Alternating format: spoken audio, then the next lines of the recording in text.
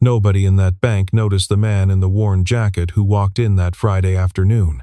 He was just a single father with calloused hands and tired eyes, the kind of person the world had learned to overlook, holding the hand of a 7-year-old girl who clutched a stuffed bear to her chest like it was the only thing keeping her anchored to the earth. The check he placed on the counter was worth $10 million. The branch manager did not verify it. She did not run it through the system or make a single phone call. She simply looked at his clothes, looked at his daughter, and laughed.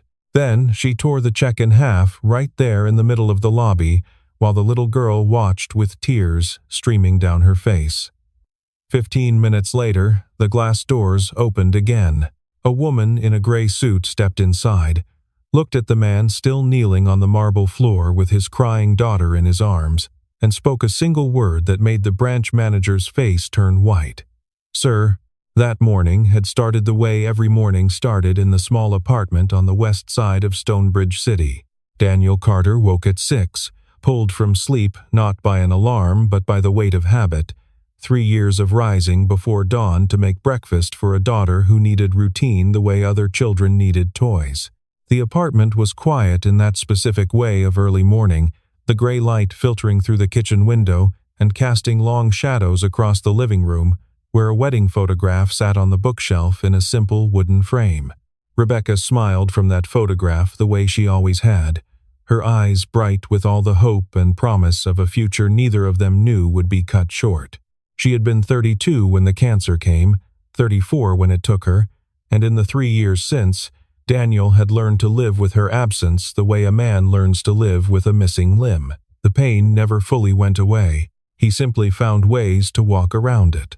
He made coffee in the old machine that clicked and sputtered like it was thinking about giving up, then started on Emma's breakfast. Scrambled eggs, lightly salted the way she liked them, toast with the crusts cut off, because she had decided at age 5 that crusts were poison and had never wavered from this conviction. A glass of orange juice poured into her favorite cup, the one with the butterflies that Rebecca had found at a craft fair 3 summers ago, back when there were still summers with Rebecca in them.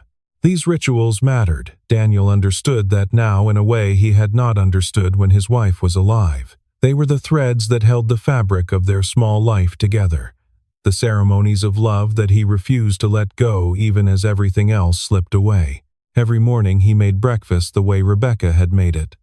Every evening he read Emma a story from the same book of fairy tales Rebecca had read from.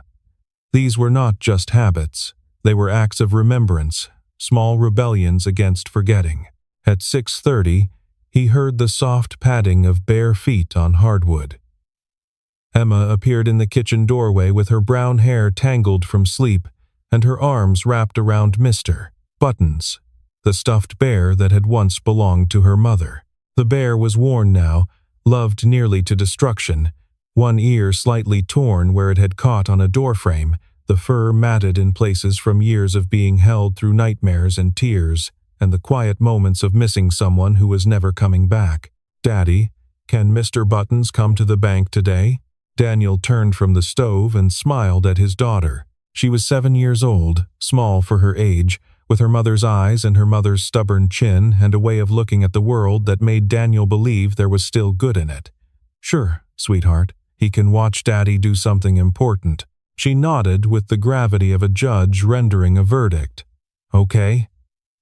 But he gets scared in loud places. You have to hold my hand. I always hold your hand. I know." She climbed into her chair at the kitchen table and arranged Mr. Buttons beside her plate. "But today you have to hold it extra tight." Daniel served her breakfast and sat across from her, watching her eat with the focused intensity children bring to food they enjoy. On the table beside her plate sat a document he had read perhaps 100 times in the past week, the paper worn soft at the edges from handling. The letterhead bore the logo of Meridian Capital Partners, and the headline announced what still seemed impossible even now, after all the meetings and the lawyers and the wire transfers that had made it real. Acquisition complete. $85 million. The company he had built in his garage, while Rebecca was still alive, working nights after Emma went to sleep and weekends, while his wife read novels in the lawn chair beside him and offered suggestions she insisted were not meddling, had finally become something more than a dream. And today he would deposit the final payment, $10 million that would fund the scholarship in her name. The promise he had made to her in the hospital room when she was too weak to speak, but strong enough to squeeze his hand and nod. After breakfast, Daniel opened the small safe in the bedroom closet and removed the check. He held it up to the pale morning light and looked at the numbers written there, still unable to fully believe they were real. $10 million, 2 years of negotiations and legal battles and sleepless nights, wondering if it would all fall apart. 2 years of grief transformed into something useful, something that would outlast him, something that would carry Rebecca's name into a future she would never see. "We did it, Becca," he whispered to the empty room. "The scholarship fund is finally happening." From the doorway came Emma's voice. "Daddy, who are you talking to?" He turned and found her watching him with those serious eyes. "Your mom," he said. "I was telling her about today." Emma considered this. "Can she hear you?" Daniel knelt, so he was at her level. "I think so. I hope so. I talk to her sometimes too." Emma held up Mr. Buttons. "So does Mr. Buttons. He tells her about school and about how I learned to tie my shoes and about the time I fell off the swing but didn't cry." Daniel felt his throat tighten. "What does she say back?" "She says she's proud of me." Emma's voice was matter-of-fact, as if this were the most obvious thing in the world. "And she says to take care of you because sometimes you forget to eat lunch." Daniel laughed, surprising himself. "She's right about that." "I know." Emma reached out and touched his face with one small hand. "Daddy, why don't you wear nice clothes like the men on TV?" He looked down at himself, at the jacket he had put on without thinking. It was old, the leather worn, soft at the elbows, the collar slightly frayed. Rebecca had given it to him for his birthday 10 years ago, back when they were still living in that tiny apartment with the leaky faucet, counting pennies and dreaming about the future. He had never been able to replace it. Every time he thought about buying a new one, he remembered the way she had smiled when she gave it to him, remembered her saying he looked like a man who could take on the world. "Because your mom said the clothes don't make the man." He met his daughter's eyes. "The heart does." Emma thought about this with the gravity only a 7-year-old can muster. Then she nodded. "Okay, Daddy." She paused. "Can we get ice cream after the bank?" "We'll see, sweetheart. We'll see." The train into Stonebridge City took 40 minutes. Daniel stood the whole way, one hand on the overhead rail, the other holding Emma's small fingers. She pressed her face to the scratched window and watched the buildings grow taller as they approached the city center, her breath fogging the glass in small clouds that appeared and disappeared like ghosts. "This place is big," she said. "It is. Bigger than our apartment. Much bigger." She thought about this for a moment. "I like our apartment better. It smells like pancakes." Daniel smiled. "Me too, sweetheart. And it has Mommy's picture on the wall." "The big buildings don't have Mommy's picture." "No," Daniel agreed. "They don't." The train pulled into the station, and they stepped out into the rush of midday commuters, men and women in expensive suits moving with the urgent purposelessness of people who had somewhere important to be, even if they could not quite remember where. Daniel held Emma's hand and moved against the current, taking his time, letting the city flow around them like water around stones. Rivergate National Bank occupied the corner of 5th and Grant, a stone building with brass-handled glass doors and the kind of architecture that whispered old money and older judgments.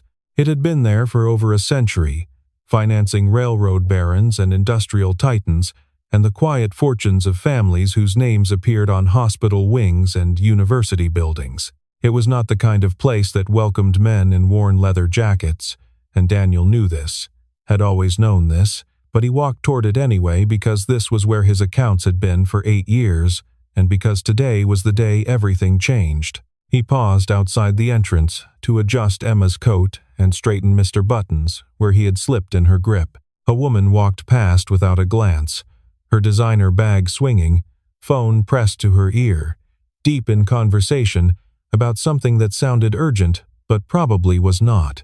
A man in a tailored suit held the door for someone behind him. A woman with pearls and perfect hair, then let it close just as Daniel reached for it. He caught the door anyway, said nothing, and stepped inside with his daughter. The lobby was cold in that specific way of places designed to make certain people feel unwelcome. Marble floors reflected the high ceilings and the crystal chandeliers that had probably hung there since before the First World War. Velvet ropes created orderly lines toward the counter where tellers in matching blazers processed transactions with practiced efficiency. Potted plants stood in corners, too perfect and too green to be real. The air smelled of floor polish and furniture oil and the particular scent of money being very careful with itself. "Daddy," Emma whispered, her voice small and echoing in the cavernous space. "This place is so shiny, like a castle." Daniel squeezed her hand. "It's just a building, sweetheart. The people inside are what matter." They joined the line. Around them, customers in expensive suits checked platinum watches and spoke in low tones about portfolios and quarterly returns and tax strategies that required the advice of specialists. A man ahead of them, silver-haired with a face like a closed door, glanced back at Daniel, took in the worn jacket and the old boots and the small girl clutching a tattered stuffed bear, and stepped slightly to the side as if poverty might be contagious. Daniel said nothing. He had been looked at that way his entire life, had learned to let it pass through him like wind through leaves. But he felt Emma press closer against his leg, and he hated that she was learning it too. Near the entrance, a security guard stood with his arms crossed. Thomas Brennan was his name, though Daniel did not know it yet. He was mid-30s, built like someone who had spent time in the military, with watchful eyes that moved across the lobby with the practiced efficiency of a man who had learned to see trouble coming before it arrived. When those eyes landed on Daniel, they paused, not with suspicion, not with the cold assessment Daniel had grown accustomed to, just observation, recognition, perhaps, of something familiar. Emma noticed him and waved, her small hand flapping beside Mr. Button's. Thomas smiled, the expression softening his face, and waved back. It was a brief moment of warmth in that cold marble space, and Daniel found himself grateful for it. The line moved slowly. Daniel watched the tellers behind the counter, young men and women in matching blazers, their smiles calibrated for customers whose net worth justified the effort. They processed deposits and withdrawals and wire transfers with the smooth efficiency of a machine designed for exactly this purpose, and they never looked twice at the man in the worn jacket waiting his turn. When it was finally Daniel's turn, a young woman named Megan looked at him from behind the counter. She had red hair pulled back in a ponytail and freckles across her nose and eyes that were kinder than the lobby deserved. She glanced at Daniel, then at Emma, and something in her expression softened. "How can I help you today?" "I need to deposit a check," Daniel said. "It's a large amount, so I'd like to speak with a manager." Megan nodded and reached for the phone on her desk, but before she could dial, a voice cut through the hushed lobby like a knife through silk. "I'll handle this. Follow me." Karen Whitfield had appeared from nowhere. Or perhaps she had been watching from somewhere just out of sight, waiting for exactly this moment. She was 35 years old, younger than Daniel by 3 years, with blonde hair pulled back tight enough to smooth away any softness in her face. Her navy suit fit like armor, tailored and expensive, and she wore it with the confidence of someone who believed clothes absolutely did make the person and had the receipts to prove it. Her eyes moved over Daniel in a single sweeping assessment, cataloging everything: the worn jacket, the old boots, the calloused hands that spoke of work that did not happen in corner offices, the 7-year-old girl with the tattered stuffed bear, and the dress that had been washed too many times. Her expression never changed, never flickered with anything as human as curiosity or compassion. But something in the set of her shoulders, in the slight lift of her chin, said she had already made her decision about what kind of person stood before her. Her nameplate read Karen Whitfield, branch manager, and the way she wore that title made clear she believed she had earned it through superior judgment and the ability to spot problems before they became problems. "This way," she said, and turned without waiting to see if Daniel would follow. The office she led them to was not the one reserved for valued clients, the one with the leather chairs and the view of the city and the discreet bar in the corner. It was small, windowless, lit by the harsh flicker of fluorescent tubes that hummed with a frequency just below consciousness. There was a metal desk, 2 plastic chairs, and nothing on the walls but a calendar 3 months out of date. Karen sat behind the desk without offering Daniel a seat. He sat anyway, lifting Emma onto his lap, feeling her small body press against his chest as she clutched Mr. Buttons tighter. "So." Karen's voice was professional, polished, with an edge of cold running beneath like a river under ice. "You want to deposit a large check." Daniel placed the envelope on the desk between them. $10 million. Final payment from an acquisition. Karen picked up the envelope slowly, deliberately, as if the very act of touching it might contaminate her. She opened it and removed a check, her eyes moving across the numbers, the name, the issuing bank. For just a moment, something flickered in her expression. Surprise, perhaps, or disbelief. Then it was gone, replaced by the professional mask she had clearly spent years perfecting. 10 million. She said the words loudly, enunciating each syllable as if speaking to someone who might not understand them. "And you're depositing it here, dressed like that? I've had accounts with Rivergate for 8 years. Karen did not check the system. She did not pull up his records or verify his identity or do any of the things a branch manager might reasonably do when presented with a check for $10 million. She simply looked at him with the expression of someone who believed she could read the entire story of a person's life in the quality of their shoes. "Mr. Carter, I didn't get to this position at 35 by being naive. I can spot fraud from a mile away." "This isn't fraud," Daniel said, keeping his voice even with effort.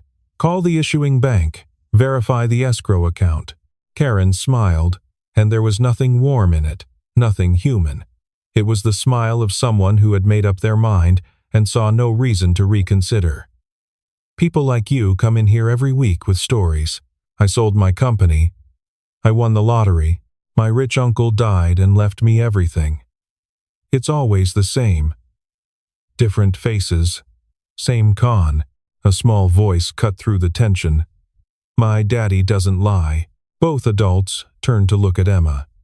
She was sitting up straight in Daniel's lap, her chin trembling but her eyes fixed on Karen with an intensity that seemed too large for her small face. "Mommy said lying makes your heart hurt." She hugged Mr. Buttons against her chest. "My daddy has a good heart." Karen looked down at the child, at the stuffed bear with its torn ear, at the simple dress that had been washed until the flowers had faded to ghosts. Her expression did not soften. If anything, it hardened, as if the presence of the child was an insult to her time. "Sweetie, let the grown-ups talk." The words were not cruel in the traditional sense. They were delivered without malice, without heat, but they were dismissive in a way that cut deeper than cruelty, reducing Emma to an inconvenience, an obstacle, a thing to be moved aside so the real business could continue. Emma shrank back against her father, and Daniel felt something cold move through his chest, something that had nothing to do with fear and everything to do with the ancient fury of a parent watching someone hurt their child. "Don't talk to my daughter like that." Karen stood, her chair scraping against the cheap linoleum floor. "I think we're done here." She picked up the check and started toward the door.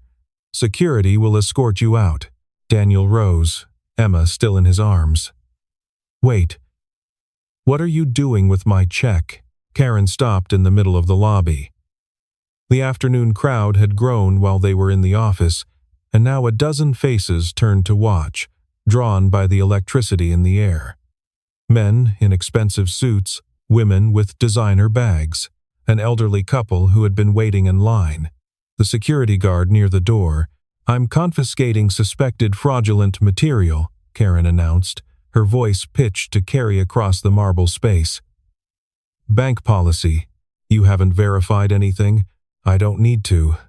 Karen turned to face him, and now she was playing to the crowd, performing for an audience that had already decided which side they were on. "Sir, I've reviewed enough cases to know what fraud looks like. The check, the story, your appearance.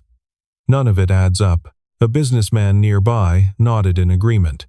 An older woman clutched her purse tighter and stepped back, as if Daniel might suddenly lunge for it. The elderly couple exchanged glances that said they had seen this kind of thing before and knew how it ended. "Daddy?" Emma's voice was small, frightened, pressed against his shoulder. "Why is the lady being mean?"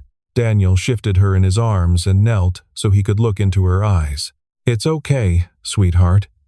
Some people just don't see clearly." Karen heard. Her lips curved into something that was not quite a smile, something harder and colder. "Oh, I see perfectly clearly." She held up the check, gripping it with both hands, her manicured nails bright against the paper. "This is what I do with fraud." The sound of paper tearing was small, almost delicate, but in the silence of that marble lobby, it echoed like a gunshot. Karen tore the check in half with deliberate slowness, her eyes fixed on Daniel's face, watching for the reaction she expected. The anger, the desperation, the confirmation that she had been right all along. Emma began to cry, her small body shaking with sobs she could not control. She buried her face against Daniel's neck, her tears hot against his skin, and he held her tight, one hand cradling the back of her head, his own eyes never leaving Karen. Karen tore the check again. 4 pieces, then again. 8 pieces. Confetti made from $10 million and 2 years of work, and the promise made to a dying woman in a hospital room, where the machines beeped and the flowers wilted and the future grew shorter with every passing hour. "Thomas," Karen said, her voice calm and satisfied with the certainty of someone who had just won. "Please escort this man and his child out of my bank." The security guard stepped forward, but his feet were heavy, his face troubled. He looked at Daniel, at the crying child, at the torn pieces of paper scattered on the marble floor, and something in his expression said he did not want to do this. Anyone watching could see it, and then the glass doors opened.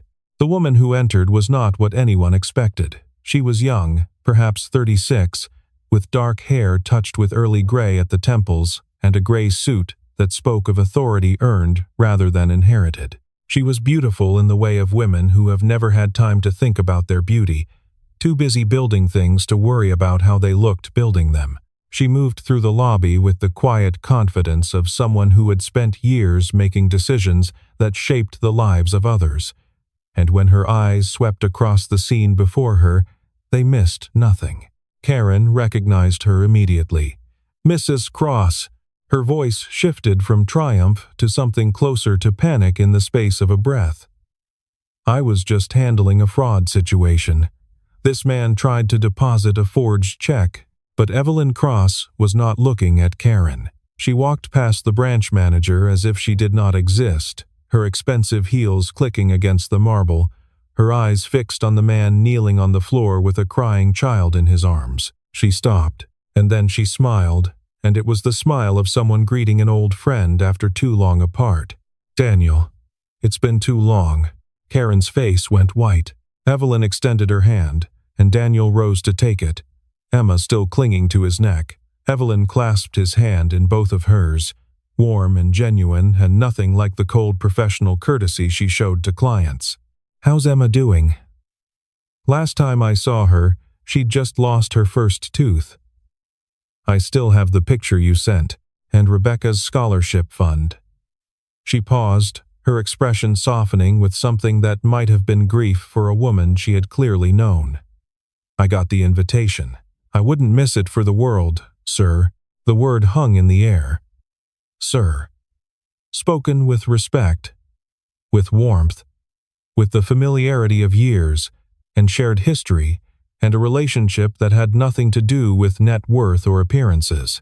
Karen stood frozen, the torn pieces of the check still clutched in her hands. You know him?" Evelyn turned, and now her eyes were sharp, assessing, finding Karen wanting. Know him? I approved Daniel's first business loan 5 years ago. $50,000. No collateral. The entire board said I was too young to make that call. Said I was being naive. Said he would never pay it back. She looked at Daniel, and her smile returned. That loan turned into $85 million. Best decision I ever made. Karen's mouth opened, closed. But the check. Evelyn's gaze dropped to the torn pieces in Karen's hands. Her expression hardened, the warmth draining away to reveal something cold and precise beneath. Miss Whitfield, did you just destroy a $10 million check from Daniel Carter, founder of Carter Security Solutions? The lobby had gone completely silent. Every eye was fixed on the scene unfolding before them.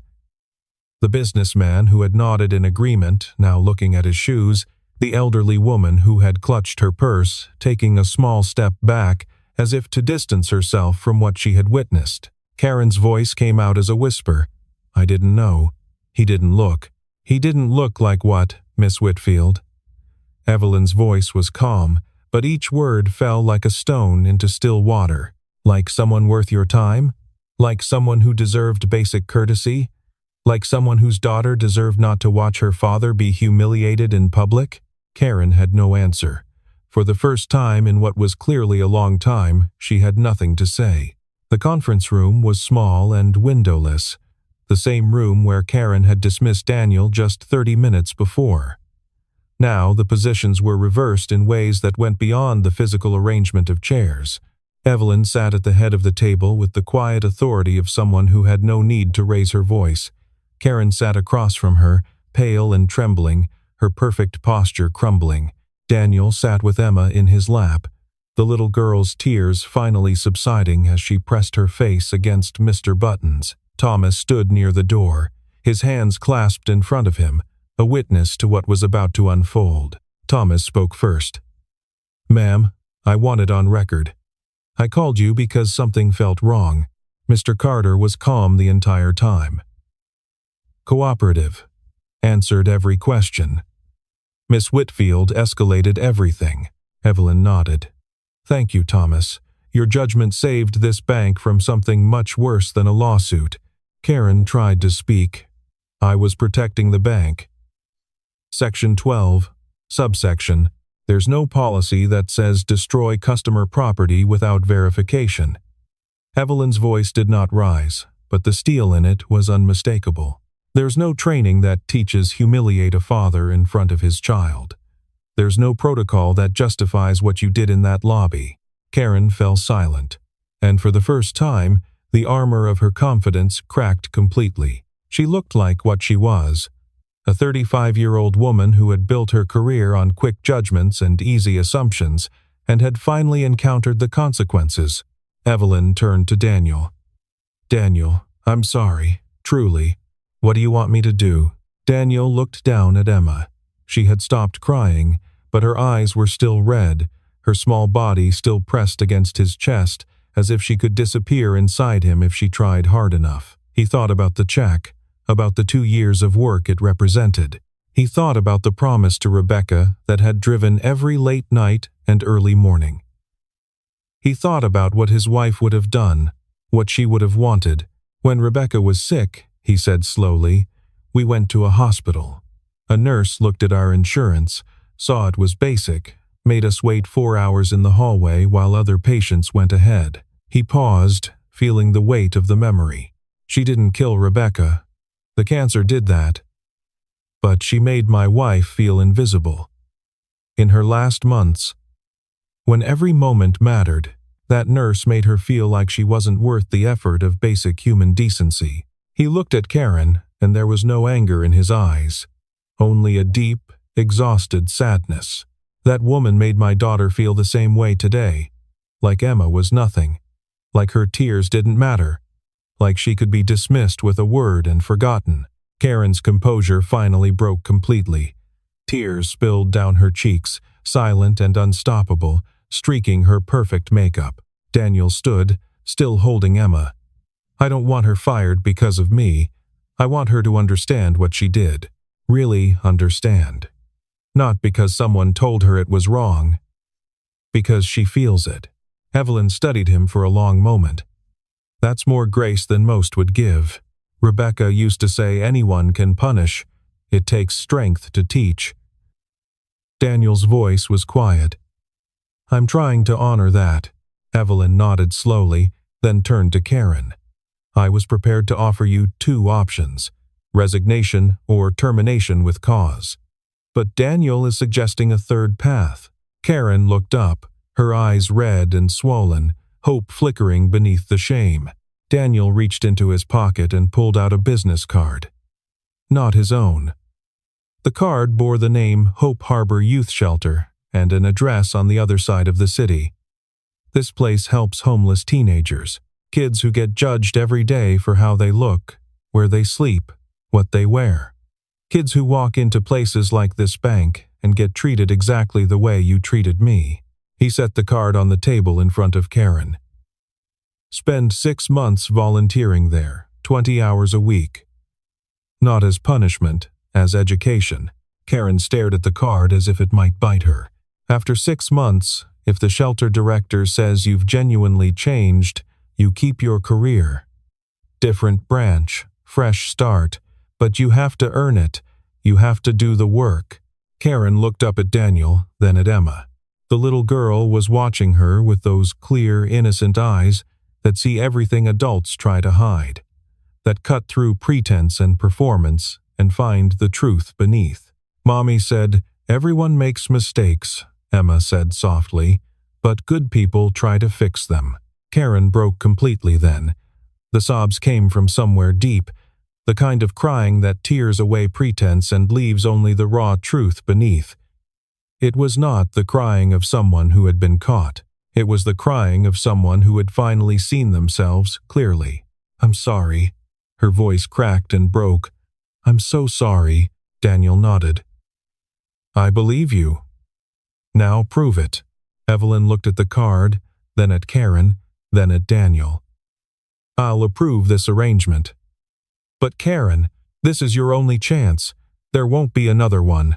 Karen nodded, her hand closing around the card like a lifeline thrown to a drowning woman. 2 months later, the Stonebridge Community Center was filled with faces Daniel had never seen, and faces he remembered from another life, a life when Rebecca was still beside him and the future stretched out bright and unbroken. The banner above the stage read the Rebecca Carter Scholarship Fund in elegant blue letters, and beneath it hung a photograph of Rebecca smiling down at the crowd with the same warmth she had carried through every day of her too short life. Daniel stood at the podium with Emma beside him, his daughter wearing a flower print dress and holding Mr. Buttons tucked under her arm. He looked out at the audience and saw Evelyn in the front row, her expression proud. Thomas was there too, wearing a new badge that read Head of Security, a promotion Daniel had quietly suggested to Evelyn the week before. My wife Rebecca grew up in foster care, Daniel began, his voice steady despite the emotion beneath. She knew what it meant to be invisible. To walk into a room and have people look right through you. To be judged before you spoke a word. The crowd was silent, listening. She made me promise that if we ever had enough, we would give kids like her the chance she fought so hard to earn on her own. He paused, steadying himself. This scholarship is for the ones who don't look the part, the ones people underestimate, the ones who, if they walked into a bank today dressed in their best clothes, which might not be very good, might get laughed at, might get turned away, might have their dreams torn up in front of them. He looked at Evelyn. Rebecca believed in them before anyone else did. Just like someone once believed in me when I had nothing but an idea and a willingness to work. Then it was Emma's turn. She stepped up to the microphone, her voice small but clear, carrying across the silent room. My mommy said everyone deserves someone who sees them. Really sees them. Not their clothes or their house or their car, just them. The person inside. The applause began slowly and built until the room was filled with it, a wave of sound that washed over Daniel and his daughter and carried with it something that felt like hope. and in the back corner of the room, standing alone, was Karen Whitfield. She looked different now. The severe ponytail was gone, her blonde hair falling soft around her shoulders. Instead of a designer suit, she wore a simple sweater, soft and worn, and pinned to her chest was a volunteer badge from Hope Harbor Youth Shelter. Beside her stood a teenage boy, 15 years old, with the wary eyes of someone who had learned early not to trust. Karen was bent close to him, helping him fill out an application form, her voice patient and kind in a way it had never been in the marble lobby of Rivergate National Bank. 6 months passed. The seasons turned from fall to winter to spring, and Daniel received a letter in the mail one afternoon when the trees outside his window were just beginning to bud. It was handwritten on plain paper with no letterhead, the penmanship careful and deliberate. "Mr. Carter," it began, "I don't expect forgiveness. I'm not writing to ask for it. I'm writing because you asked me to learn, and I think I finally have. Last week, a girl came to Hope Harbor. 16 years old, torn clothes, no ID, wouldn't look anyone in the eye. The old me would have seen a problem to handle, a case to process, a number. Her name is Maya. She ran away from a home where no one saw her. Not her parents, not her teachers, not anyone. She thought she was invisible everywhere she went, and she had started to believe that maybe she was supposed to be. I sat with her for 3 hours.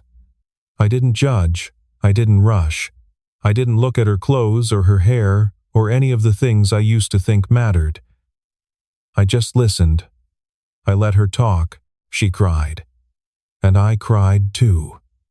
Because I finally understood what you tried to tell me that day in the bank. It was never about the check. It was never about how someone looks or where they come from. It's about seeing the person underneath, really seeing them. The way your wife must have seen you. The way Evelyn saw you. The way I should have seen you. Thank you for not destroying me when you had every right to. I'm trying to become someone worthy of that grace. P.S. I recommended Maya for the Rebecca Carter Scholarship.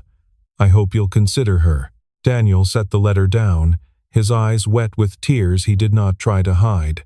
Emma came running in from the other room, her footsteps loud on the hardwood floor, Mr. Buttons bouncing against her chest. "Daddy, what's that?"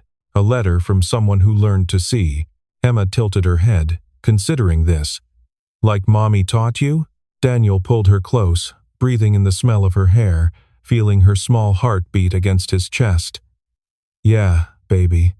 Just like Mommy taught me." Later that evening, after dinner and bath time and the story from Rebecca's book of fairy tales, Daniel sat alone at the kitchen table and opened his laptop. There was an email from the scholarship committee, the subject line simple and direct, "Maya Thompson, scholarship approved." He clicked it open.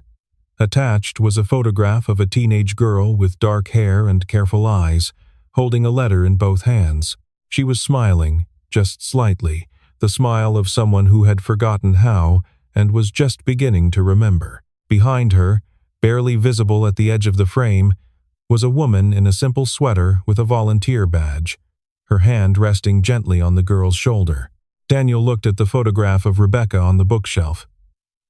"We did it, Becca. Every single part of it." Emma appeared in the doorway, rubbing her eyes, Mr. Buttons dangling from one hand. "Daddy? I can't sleep. Bad dreams?" "No." She padded over and climbed into his lap. "I was just thinking about Mommy." Daniel wrapped his arms around her. "Me too, sweetheart. Do you think she can see us? From heaven? I think so. I hope so." Emma was quiet for a moment. "Can we make pancakes? Mommy's recipe?" Daniel smiled and closed the laptop. "It's late for pancakes. Please?" Emma looked up at him with Rebecca's eyes. "Extra chocolate chips?" He laughed, and it felt good to laugh. Felt right. "Okay. But just this once." They walked into the kitchen together, father and daughter, and Daniel pulled out the mixing bowl and the ingredients while Emma climbed onto her stool to help. The evening light streamed golden through the window, warm as a promise, and the small apartment filled with the sound of laughter and the smell of batter cooking. And somewhere across the city, in a small room at Hope Harbor Youth Shelter, a girl named Maya sat at a desk with her scholarship letter in front of her, reading the words for the 100th time, still not quite believing they were real. She was going to college. Someone had seen her. Someone had believed in her. She looked out the window at the city lights and smiled. Really smiled. For the first time in longer than she could remember. And in her hand, she held a note from a woman named Karen, who had once been lost and was slowly finding her way. A note that said simply, "I see you. You matter. Don't ever let anyone tell you otherwise." The circle was complete. The promise was kept, and Rebecca Carter's legacy lived on. Not in marble buildings or golden plaques, but in the quiet moments when someone who had been invisible was finally, truly seen.